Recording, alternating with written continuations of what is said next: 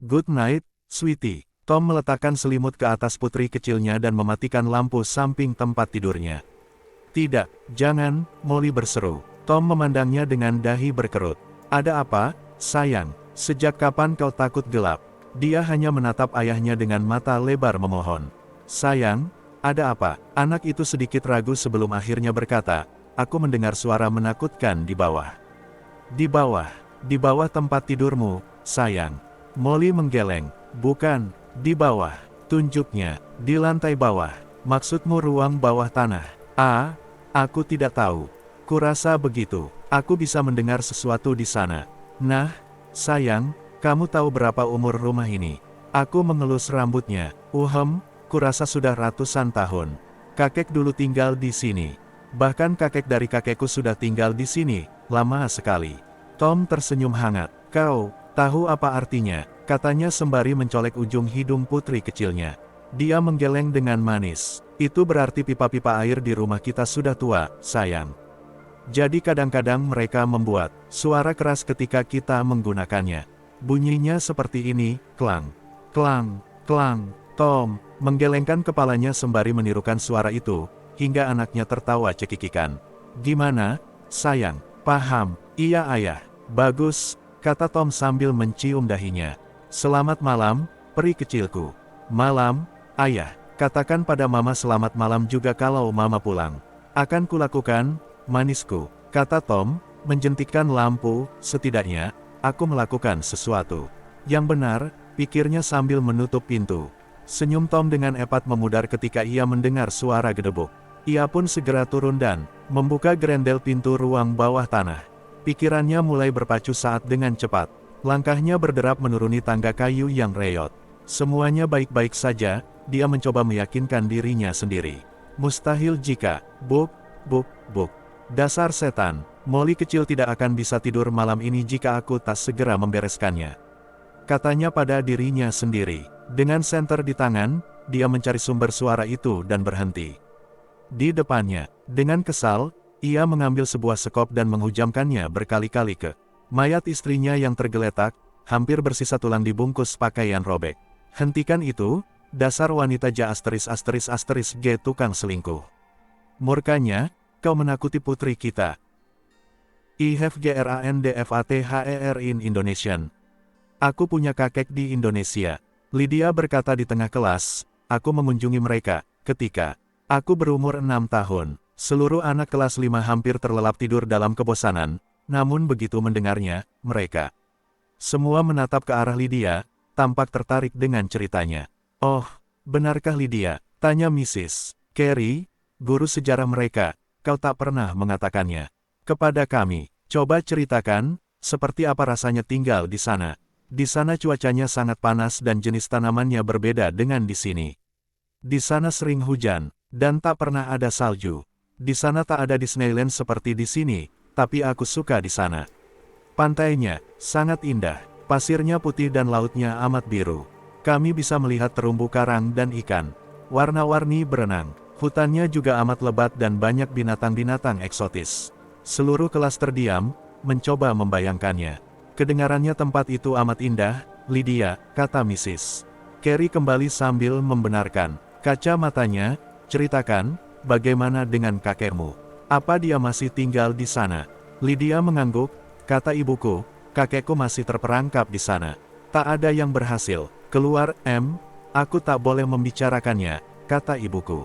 Membuatnya sedih. Kau sangat berani mau menceritakannya, sayang. Puji Mrs. Carey, aku yakin teman-teman sekelasmu juga sangat tertarik mendengar seperti apa Indonesia saat negara itu masih ada. Walau ia tersenyum, namun ia merasa muak mengingat apa yang terjadi tahun lalu. Semua terjadi begitu cepat. Awalnya semua orang berpikir itu hanya penyakit biasa. Banyak wabah terjadi di Asia, malaria, demam berdarah, virus flu burung, SARS, namun penyakit ini beda. Ada yang, ketika terinfeksi langsung menunjukkan gejalanya, namun ada pula yang tak menampakkan pertanda apapun, akan tetapi menularkannya pada orang lain. Atau lebih buruk lagi, menunjukkan gejalanya bertahun-tahun kemudian. Virus itu dianggap bahaya laten. Awalnya hanya satu kota, orang-orang yang terinfeksi Di karantina, mereka membangun dinding di sekitarnya, namun percuma. Penyakit itu mulai menyebar ke seluruh penjuru pulau, negara. Mereka yang ingin melarikan diri justru membuat penyebarannya makin luas. Tentara melakukan apapun untuk menghentikannya. Membakar kota, membunuh semua orang, tak peduli mereka terinfeksi atau tidak. Namun tetap saja, tak ada yang tersisa. Semua komunikasi dimatikan, sambungan internet dimatikan, tak ada yang tahu apa yang terjadi di Indonesia ataupun penjuru Asia lainnya sekarang. Namun yang guru itu tahu, kalaupun ada yang tersisa, mereka pastilah menjadi kanibal. Bel pun berbunyi. Baik anak-anak, hari ini kita selesai mempelajari Asia. Besok kita akan mengingat Eropa, Afrika, dan Australia. Baca buku pelajaran kalian. Semua murid membubarkan diri. Namun saat mereka keluar, mereka berusaha untuk tidak bersentuhan dengan Lydia. Kasihan, sejak saat ini ia akan dijauhi, pikir Mrs. Carey. Namun ada hal yang lebih penting untuk dilakukannya.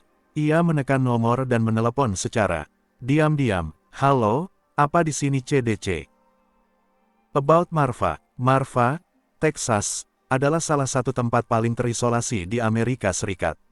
Dekat dengan perbatasan Meksiko, jauhnya 3 jam perjalanan dari El Paso, dan ribuan mil dari peradaban yang ada. Jalanan di tempat terpencil ini hanya ditemani pasir serta beberapa pom bensin dan gubuk yang terbengkalai. Di benakku, aku masih merasa gugup jika harus berhenti untuk beristirahat di tempat seperti Marfa. Jika aku mengalami kecelakaan, jika mobilku hilang dicuri, jika ada apapun yang buruk terjadi padaku di tempat seterpencil ini, terutama jika malam, aku takkan bisa berbuat apa-apa.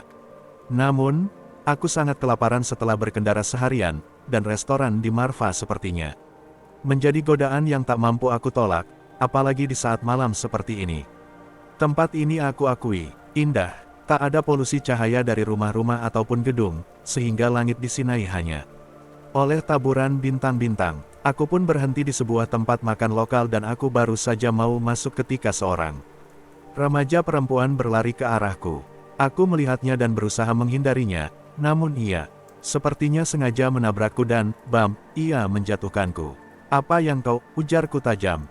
Aku mengira antara dia bodoh atau memang kasar hingga melakukan lelucon seperti ini. Dia menatapku dan sorot matanya, hingga hari ini aku masih tak mampu menggambarkannya. Bayangkan wajah seseorang sesaat sebelum ia ditabrak oleh mobil. Hanya murni panik dan teror. Mungkin kejadian tadi lebih menakutkan baginya ketimbang bagiku. Maaf Pak, ia segera kabur. Aku segera melupakan kejadian itu karena tujuanku ke sini untuk makan dan perutku sudah kelaparan. Aku memesan steak dan rasanya cukup lezat. Bukan karena aku terlalu lapar setelah menempuh perjalanan jauh, tapi masakan ini benar-benar enak. Entah karena dagingnya sendiri, atau bumbu-bumbunya. Bahkan, tak ada kata yang tepat untuk menggambarkan kelezatan rasanya. Benar-benar sempurna. Aku tak peduli apakah mereka rednecks atau bukan. Mereka benar-benar tahu caranya memasak steak dan hanya itulah yang penting bagiku saat ini. Saat aku merogoh sakuku untuk mengambil dompetku, aku merasakan sesuatu di sakuku. Tunggu, secarik kertas. Aku menariknya dan menemukan gumpalan kertas. Kapan benda ini ada di sakuku? Tunggu, gadis itu, tabrakan itu, apa dia sengaja menabrakku untuk memasukkannya ke dalam sakuku? Aku membukanya dan membaca catatan yang tampak ditulis dengan terburu-buru itu. Tolong bawa aku pergi bersamamu. Itu bukan daging binatang. I know why I am the last one alive. Aku merangkak di tengah kegelapan dengan keempat kaki dan tanganku. Konon katanya, indramu yang lain akan menajam jika matamu tak bisa melihat, namun aku masih sangat bergantung pada sentuhan. Jemariku kini telah sangat beradaptasi dalam menemukan batu untuk berpijak, bahkan mampu menghindari pasir yang bisa menghisapku. Aku menghindari kerikil, suaranya terlalu keras saat kuinjak dan bisa menarik perhatian mereka.